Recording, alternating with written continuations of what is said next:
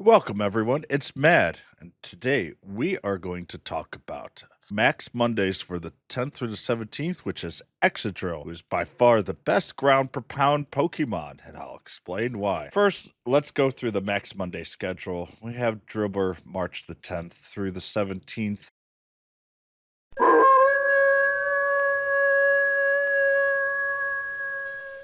Then we have what a lot of people are super excited for, which is Chansey March 17th. Then we have actually a very important unit with Caterpie on March 24th. And finally, Scorbunny March 31st. Even though we've already gotten a Max Monday for Drilbur, let's go over the stats. When you are fighting Drilbur, expect to see IVs between 732 and a hundo at 786. It is weak to grass, ice, and water, and it is a 1-star. So if you have a Venusaur, a Lapras, a Kingler, you'll be able to pretty much one-shot it, and if it's the correct level, you'll be able to do it without a transformation. It is strong to poison, rock, and electric, and we'll kind of talk more about that a little bit later as Excadrill definitely increases. And you can see Dribbler's stats. Its attack and HP are good, while its defense is sorely lacking. With Excadrill, it takes 50 candy, but all in all, for an evolution, going to an Excadrill is pretty cheap. But Excadrill now, when you have it as a unit, takes increased damage from 4 elements, fighting, fire, ground, and water.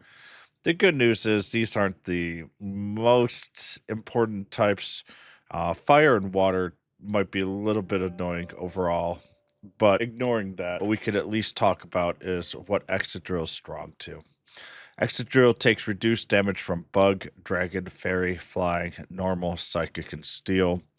It takes 61% basically less damage with Electric and Rock, and almost more than 75% less damage than Poison. Its max stats, its attack is pretty high at 255. Its stamina is 242, which actually makes it a pretty good healing unit as well. But its defense is incredibly low, and for a tank, the only elements it could really tank is electric, rock, and poison. Even with the normal resistances, the defense would still be low overall, and it could not be one shot, but two-shotted by powerful versions of even Bug, Dragon, Fairy, Flying, Normal, Psychic, Steel. But if you're doing fighting, fire, ground, or water, it can be one shot even with its incredibly high stamina because its defense is just so low overall. Excadrill is both ground and steel based, and so it can be used for both of those very, very well. And Mudshot and Metal Claw on top of it are 0.5-second attacks, which does make it very powerful in that regards. The only negative that I have on the 0.5 fast moves is that its defense is so low that it really doesn't do very well in most Pokemon encounters other than the 3 that I talked about. So you're not really going to get to use the fast moves a great deal. But if you can, it will be a very exciting tank because 0.5-second attacks are better than 1-second attacks. And I know a lot of people are a little critical when I say I prefer Metagross over Excadrill. But when you're talking over the timeline, you're talking about getting, if you have a team of 4 Excadrill, you expect to get 1 attack on you every transformation, which is pretty low. But for an Excadrill, that 1 attack can be more than 2/3 of its HP in general, even with resistances because of its defense. While a Metagross alternates between 1 and 2 attacks, usually still only 1.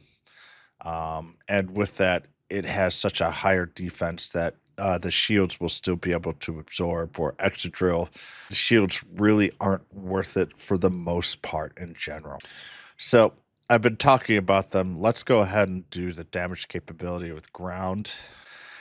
And I have taken all 3 units that are available. Greedent, D-Max Kingler, because Kingler itself will not attack using ground for its transformation. A Gigantamax Kingler can only use water. And so for that, the only thing that really matters is D-Max at this point. And finally, we have Excadrill. And you can see that Excadrill is so strong compared to the others, as the Excadrills really are only ground unit that is ground type. So it's the only one that gets 20% attack. And with that, you can see a huge delta between the Kingler and Excadrill. And they would be roughly the same damage at level 20 and would be stronger at any other level, basically. And with that, you are just looking at a massive difference. And honestly, we're not going to get that much better until we get a G-Max ground unit. So Excadrill is always going to be your main attack base when the unit is weak to ground. So all in all, just for that by itself, it is a must-have. And you can just take a look there. Sorry with that. And even 85.8 versus 46.2. It's a 40% difference between level 1 to 3. And it is still basically equivalent. So even getting the Excadrill by itself is better, or as good as, I should say, a level 3 max attack D-Max Kingler that's also level 20. It's a huge difference, and we don't really see that for any other element. The other element's really strong with is steel. We do have actually 5 units, but only 2 units that have the same type attack bonus, which is Excadrill and Metagross. Unfezant, Machamp, and D-Max Kingler all have steel attacks that you can translate to in transformation. And these are all assuming a level 3 max attack with a 15 attack IV. So in general, an Unfezant, if you kind of just compare that to with the level 3 to level 1, you can see that in general, an Unfezant, Machamp, and D-Max Kingler are all pretty close to each other. But the Excadrill is in its league of its own, and Metagross is only slightly larger. One thing that Excadrill does get, and it would be remiss for me to say it, is it does get a 0.5 second fast attack versus a 1 second Metagross. But the main weakness is the Excadrill has a really hard time tanking, except for the 3 types that it's very, very strong to. So in general, Metagross will tank a little bit more if you have Steel, and it is slightly stronger than Excadrill. But if you don't have a Metagross, or you just have your Excadrill leveled to level 40 at D-Max Power 3, you're really not giving up too much difference overall, other than tanking capabilities, which you can cover up other ways as well. So is Dynamax Excadrill worth it for you? The answer is pretty simple. Yes. Even if it's just for the ground attack dominance, it is definitely worthwhile. It tanks okay with the electric and rock, and it tanks fairly well with poison. And with its ground attacks, it is the only unit right now that is really meaningful for ground attack. I mean, when you compare it to Greedent, you're really not all that meta relevant at this point. And I would highly suggest that if you do not have an Excadrill, that you should get one. And try to level up to level 40 with a max attack level 3, because you're going to use it more often than you think, because ground is a decent element to attack with. As a tank, though, its low defense really hurts it. And you're only going to use the tanking for electric, rock, and poison. And I do expect in the future that there are going to be much better tanks overall than Excadrill within this region. And one of them is actually Metagross for steel. But for obviously for ground, it's still kind of in its own class. And another thing that I haven't talked about is because of its really high HP, it is a good healing unit. It's actually a better healing unit than Metagross.